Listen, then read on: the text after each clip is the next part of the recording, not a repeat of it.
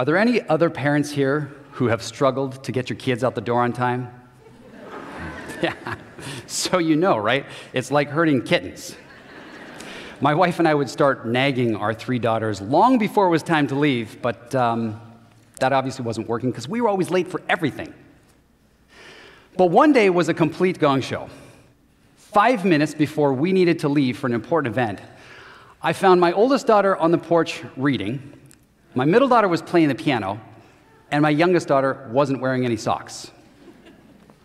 So I told them, stop reading, stop playing the piano, put on your socks, and everybody get in the car.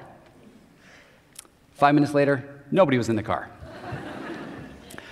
On my way to help my youngest daughter with her socks, I noticed my oldest daughter was still on the porch reading. Now I'm starting to lose it. Her response, I didn't hear you. But before I could say a word, I heard the piano start playing again. And that's the story of how I lost my mind. The end.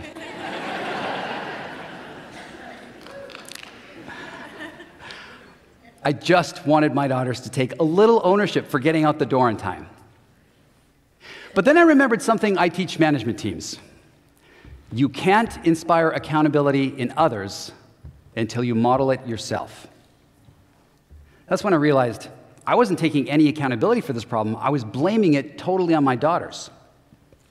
So I tried a different approach and looked in the mirror.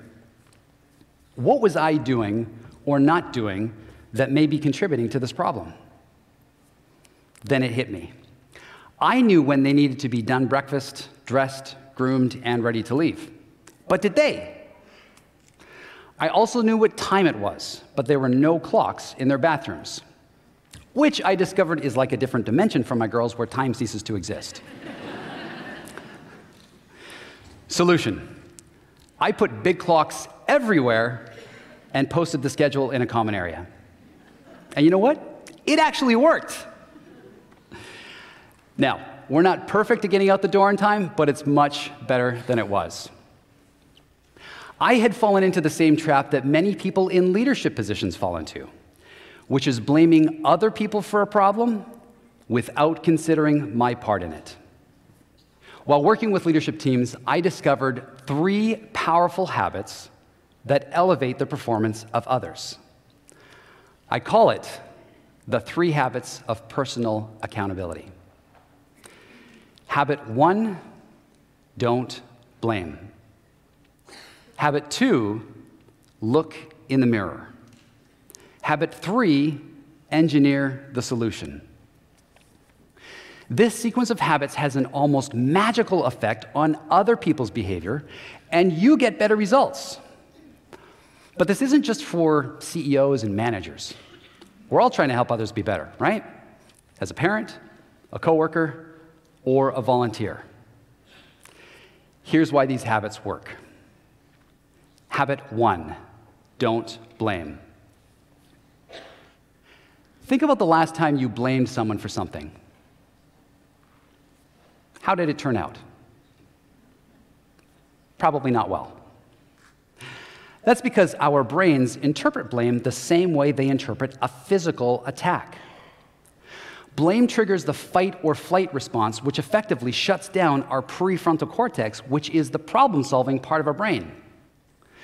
So when I was getting angry at my daughters, it wasn't motivating them. It was actually impairing their brain function. Researcher Dr. Amy Edmondson studied hospital teams to see how culture affects people's willingness to report medical errors. She expected that the high-performing teams would make fewer mistakes, but to her surprise, they reported more errors. Why? Because when people aren't blamed for problems, they're more willing to admit their mistakes and learn from them. But in cultures of blame, people hide problems or point their finger at someone else. No one is going to take accountability if they think they're going to be blamed for doing so. Blame destroys teamwork, problem solving, learning, and initiative. In other words, blame kills accountability. So what should we do instead? Habit 2, look in the mirror. Most of us are really good at noticing other people's mistakes, but we're not so good at noticing how we contribute to problems. One time, my assistant helped me mail out hundreds of expensive marketing packages to prospective clients. 3 weeks later, no responses. So I checked one of the cover letters. It read, "Dear Mr. Smith, insert company name here."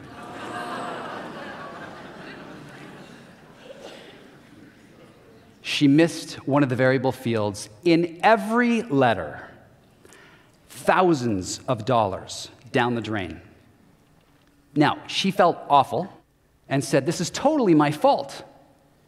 I was thinking, you are darn right this is totally your fault. But then I looked in the mirror and I realized I didn't highlight any of the variable fields in yellow, like they are in all our other templates. If I had, she couldn't have missed it. Now, I'm not saying that every problem is my fault, but if I look closely enough at my problems, I can usually discover how my actions or inactions contributed to them in some way. This is a profound insight, because if I can see my part in a problem, I can do something about it. The next time you encounter a problem, try this. Ask yourself, how may I have contributed to this problem? I taught these principles to a construction company and followed up a few weeks later to see how things had changed. A project manager told me the following story. Our general manager is a total blamer, and team meetings usually turn into blame sessions. But the week after you taught us these principles, that meeting went very differently. When our general manager identified a problem, he was about to lay into the person who he thought was responsible, but then he stopped, put his head in his hand for a moment, then looked up and said, "This is how I think I contributed to the problem." The mood in that meeting changed instantly. And then I saw something I have never seen before. Other people began raising their hands saying, "No, boss, it wasn't just your fault. This is how I think I contributed to the problem." When leaders acknowledge their part in problems first, it makes it safe for everybody else to do the same. And if nobody else follows suit, then you've earned the moral authority to ask, and how may you have contributed to this problem? Before others will allow us to hold them accountable, they must first see us hold ourselves accountable. Now, what if the cause of your problem isn't what you think it is? Habit 3, engineer the solution. When bad things happen, our brains are hardwired to blame the person closest to the mess and ignore other causes. Fortunately, there's a fix. It's called systems thinking, which is noticing how environment and processes influence behavior. Systems thinking emerged toward the end of World War II when the US Air Force noticed that a lot of their planes were crashing without any mechanical problems. Their conclusion? Our pilots are idiots. So they engaged some consultants to help them select less error-prone pilots. When the consultants investigated, they discovered they didn't have a pilot problem, they had a cockpit problem. For instance, pilots confused gear handles that looked and felt the same if they were located right beside each other. Or they mixed up controls if they were in a different position in a different model of plane. Design better cockpits, the consultants concluded, and you'll have fewer crashes. So the US Air Force engineered the solution by simplifying cockpit design. Similarly, when I stopped blaming my daughters, I noticed the environmental factors that were influencing their behavior. I engineered the solution by putting up clocks and a schedule so they had the information they needed to take the initiative. Instead of asking, whose fault is this? Ask, where did the process break down? This question is your secret weapon to short-circuit the blame game and find sustainable solutions to your problems.